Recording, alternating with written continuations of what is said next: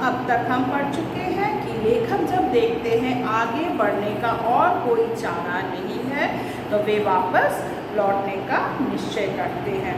तो इस प्रकार देखा कि आगे तो और नहीं चल सकते। अब उल्टा क्या है, गाड़ी को घुमाने का भी कोई जगह नहीं था। चारों तरफ इतने पानी थे कि वह अंदाज़ा लगाना ही मुश्किल था कि कहाँ से गाड़ी को घुमाया जा सके। इसीलिए वे क्या करते हैं, पूरा 2.5 मील तक क्या करते हैं, गाड़ी को उल्टा ही चलाते हैं और थोड़ी ऊंचाई पर पहुंचते हैं। और जब वे थोड़ी सी ऊंचाई पर पहुंचते हैं और फिर क्या करते हैं, गाड़ी को वे घुमाते हैं, क्योंकि उन्हें घबराहट थी कि पता नहीं कहाँ गाड़ी गिर जाए कहीं पर। चारों तरफ क्या है ना, अभी जब वे आ ही रहे थे तो एक दलदल पर उन्होंने ट्रक को भी क्या देखा था, गिरते हुए, मतलब किस प्रकार धंस गया था गाड़ी और वो उसको दलदल में फंसते हुए देखा था।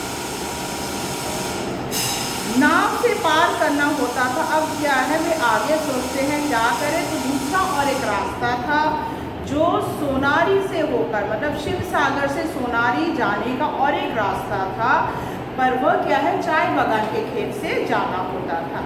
तो लेखक तय करते हैं भाई जाना तो है ही। अब वे क्या है, पर मुश्किल क्या था, ये जो शिव सागर से सोनारी तक का जो रास्ता था वहाँ पर बीच में एक नदी पड़ती थी। अब नदी को क्या है, नाव के द्वारा पार करना होता था। तो वे तय करते हैं कि नहीं, किसी भी प्रकार मुझे तो वहाँ जाना ही है, क्योंकि वहाँ पर उनके सारे सामान क्या है, सोनारी के डाक बंगले में ही है। और वे निश्चय करते हैं और चल पड़ते हैं नदी पार करने के लिए। तो गाड़ी चलाते हैं, चलाते हुए शिव सागर की उस नदी के तट पर पहुँचते हैं।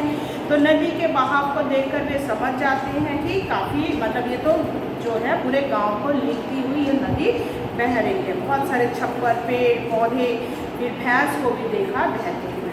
किसी भी प्रकार वे गाड़ी को चढ़ाते हैं, नाव पर चढ़ाते हैं और उस पार जाते हैं। तो वहाँ पर उस पार जब जाते हैं तो क्या देखते हैं, अब जो तख्ता था वह ठीक से सटा हुआ नहीं था। गाड़ी जो है किसी भी प्रकार आधा चढ़ाते हैं कि नाव हिल जाती है और नाव दूर हो जाती है, गाड़ी जो है वहाँ पर लटकने लगती है। तो लेखक क्या करते हैं, किसी भी प्रकार ब्रेक को कसकर नदी, मतलब उस गाड़ी को छोड़ नहीं पा रहे थे। अगर छोड़ते तो वो क्या होता, गाड़ी जो है वह नदी के पानी में बह जाती। जिस प्रकार से लटक रहा था तो वे ब्रेक कसे हुए गाड़ी पर बैठे हुए थे। तो उन्हें चिंता भी हो रही थी कि क्या करें। तो किसी भी प्रकार टूटी फूटी हिंदी, बंगला, असमिया सब भाषा, पिछली भाषा में वे क्या करते हैं, समझाते हैं और लोग जो है उन्हें उस गाड़ी को चढ़ाने में सहायता करते हैं। तो यहाँ पर किसी प्रकार धक्का देते हैं, फिर वे थोड़े ऊंचे स्थान पर पहुँचते हैं। थोड़ा आगे क्या है, ऊंचा गांव था, वहाँ पर वे चाय का बन लेते कि कहीं बैठकर थोड़ा चाय पिया जाए। यहाँ सोनारी से आए तो वहाँ पर जब बैठे हुए थे तो सोनारी से 2 युवक आ रहे थे जो साइकिल सवारी मालूम हो, मतलब साइकिल को लोग क्या है ना कंधे पर चढ़ाकर लेकर आ रहे थे। तो उन्होंने कहा कि साइकिल सवारों से मालूम हुआ कि वे कंधे तक पानी में से निकल कर आए हैं, क्योंकि साइकिल सवारी लोगों ने पानी, मतलब कंधे पर साइकिल चढ़ा रखे थे और मोटर तो कदापि नहीं जा सकते। तो जो सवारी थे ना, उन लोग ने भी देखा कि उन्होंने भी क्या कहा कि भाई कंधे तक पानी है तो वहाँ पर मोटर चलाकर कदापि नहीं जाया जा सकता। इस तरह इधर भी निराशा थी। तो क्या है, अब यहाँ तक तो आ गए पर अपने डाक बंगले तक नहीं जा सकते। तो इसीलिए क्या है, यहाँ भी निराशा, वहाँ भी निराशा। पानी अभी बढ़ रहा था, पानी बढ़ते जा रहा था।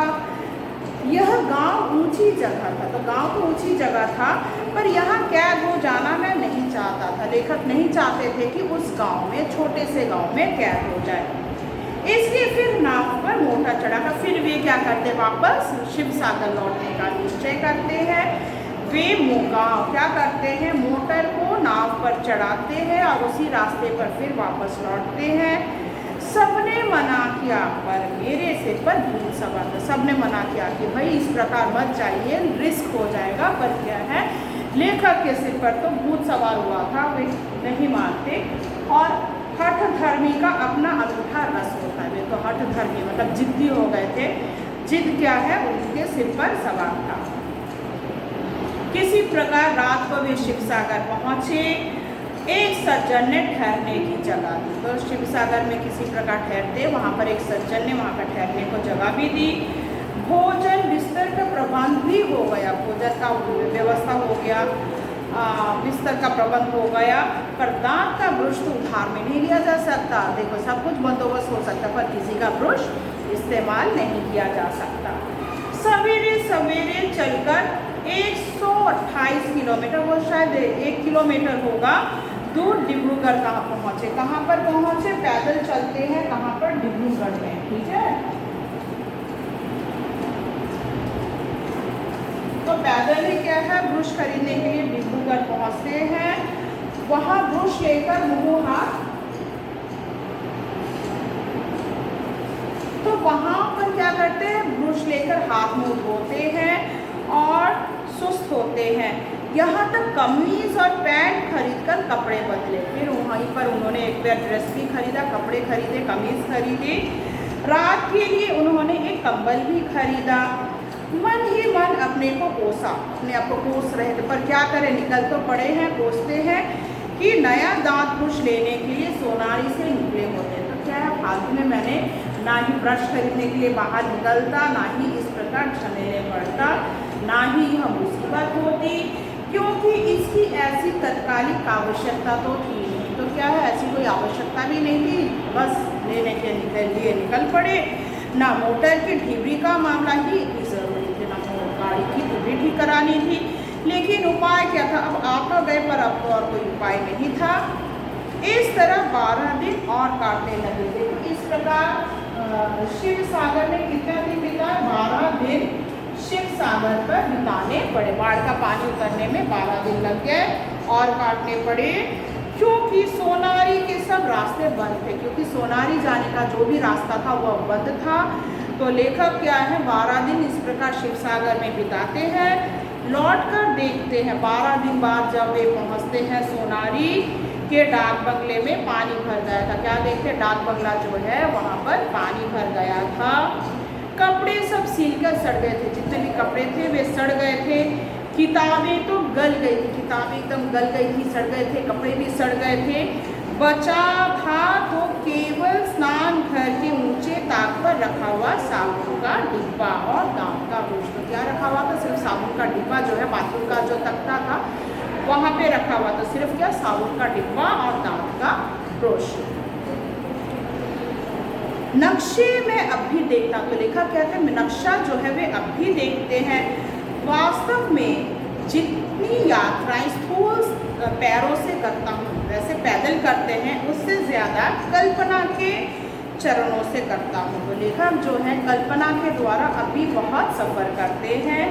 लोग कहते हैं कि मैंने अपने जीवन का कुछ नहीं बनाया, मगर मैं बहुत प्रसन्न हूँ। तो लेखक कहते हैं कि वे काफ़ी प्रसन्न हैं और किसी से ईर्ष्या नहीं करता। लेखक किसी से ईर्ष्या नहीं करते। आप भी अगर इतने ही खुश हो तो ठीक, तो शायद आप पहले से मेरा नुस्खा जानते हैं। तो लेखक कहते हैं जब भी आपको इच्छा हो तो क्या है, आप घूमने निकल पड़े। नहीं तो मेरी आपकी सलाह है जनाब, अपना बोरिया बिस्तर समेटिए और जरा चलते फिरते नजर आइए। यह आपका अपमान नहीं है, एक जीवन दर्शन का निचोड़ है। तो लास्ट लाइन जो है, रमता राम, इसीलिए कहते हैं कि जो रमता नहीं यह वह राम नहीं, टिकना तो मौत है। ये बहुत इंपॉर्टेंट लाइन है, इसको आप लोग ज़रा अंडरलाइन कर लीजिए। आशा करती हूँ पाठ का सारांश आपको समझ में आया होगा। इससे संबंधित प्रश्नोत्तर तो मैंने दे दिया है, अगर नहीं समझ में आया तो अवश्य आप मुझसे जानकारी ले सकते हैं। धन्यवाद।